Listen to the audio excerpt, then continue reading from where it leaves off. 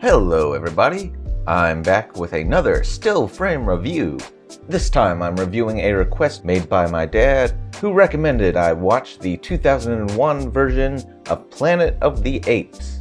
Well, okay, he didn't actually recommend it. I believe his exact words were, "Hey Joseph, if you ever want to review a bad movie, you should watch the 2001 version of Planet of the Apes." Well, good or bad, here we go. From what I understand, this version borrows a few more elements from the book, so it's slightly different.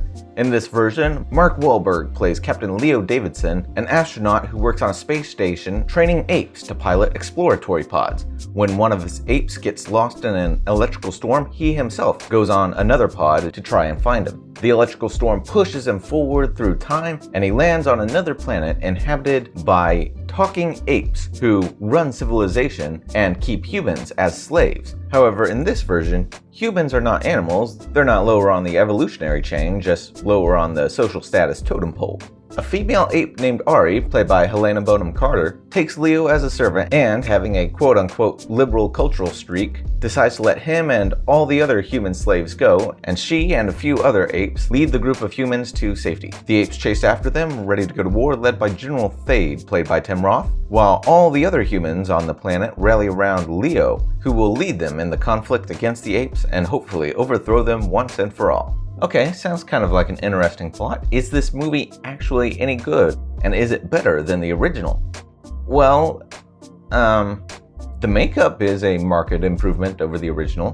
While the original was a technological achievement of its time and won an honorary Academy Award, the ape mouths still looked like two halves of a hollow rubber ball bouncing together. These actually look like real mouths. Of course, it's not perfect, and I kind of wish all of the apes looked like real apes.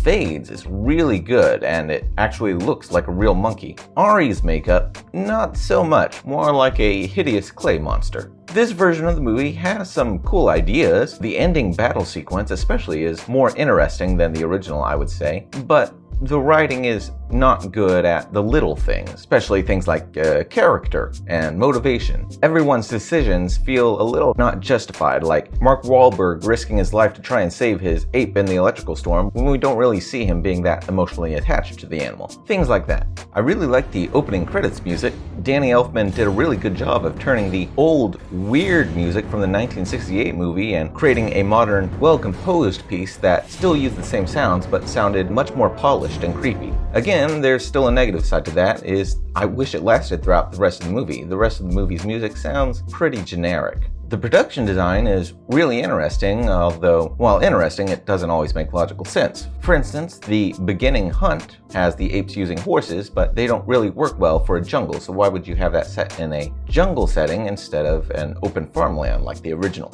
As far as acting goes, Helena Bonham Carter and Tim Roth really threw themselves into their roles and were very interesting to watch. You know who wasn't interesting to watch? Mark Wahlberg, the, main character, and basically every other character besides Helena Bonham Carter and Tim Roth. With the high concept premise of being kidnapped by space monkeys, being forced into slavery, and then trying to overthrow your masters in a large-scale battle, I was scared that these actors may actually show an emotion once in a while. But no, fortunately, they all kept the same monotone speech and stony stares. I think it really comes down to a lack of direction on director Tim Burton's part. There's no real consistency in how these apes and humans should act. I was very confused in the beginning because I thought the humans would be mute animals like in the original movie, but it was only at around the 30-minute mark that I first heard one of the humans speak. And it wasn't until even about halfway through the movie when I realized that these humans were supposed to be just as human as the humans on Earth. And the world building is inconsistent in regards to the apes as well. I said Helena Bonham Carter and Tim Roth really threw themselves into their roles, but they threw themselves into the roles in different ways.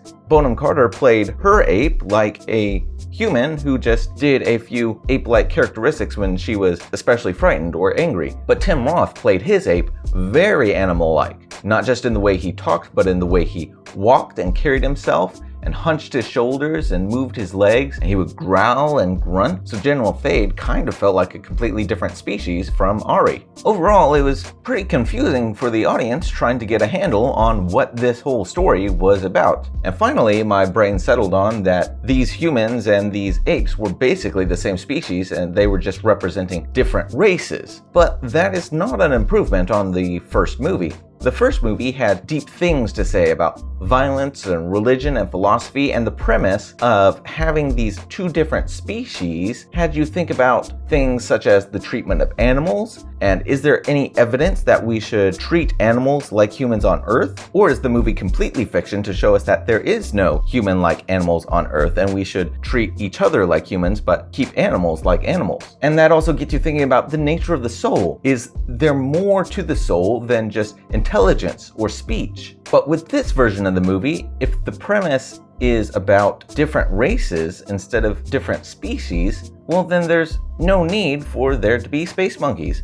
You could just set a story here on Earth, say in the antebellum South, with slaves and aristocrats. The metaphor of having one group be apes and another group be humans adds nothing to the message. What's the point? So that serves as a reminder that you can still be artsy and have metaphors in your story and it will still come out stupid because there's no reason for the metaphor to exist in the first place. And then of course the ending of the movie makes no sense whatsoever. I won't spoil it, but if your ending makes no logical sense, no matter how twisty or artsy you think it comes across as, nobody's gonna be able to get any message out of it. And the audience is of course left thinking, what's the point? That seems to be the question asked for every big decision and little decision all throughout the movie is, what was the point? Now, there was still enough bang bang shoot shoot to keep my interest, and there was nothing totally egregious in the movie to the point where I would be adverse to watching it a second time. So I would not classify it as a bad movie, at least the way I rank movies. However, the film is not competent enough for me to label it as a good movie either. So I'm gonna have to give it that middle of the road meh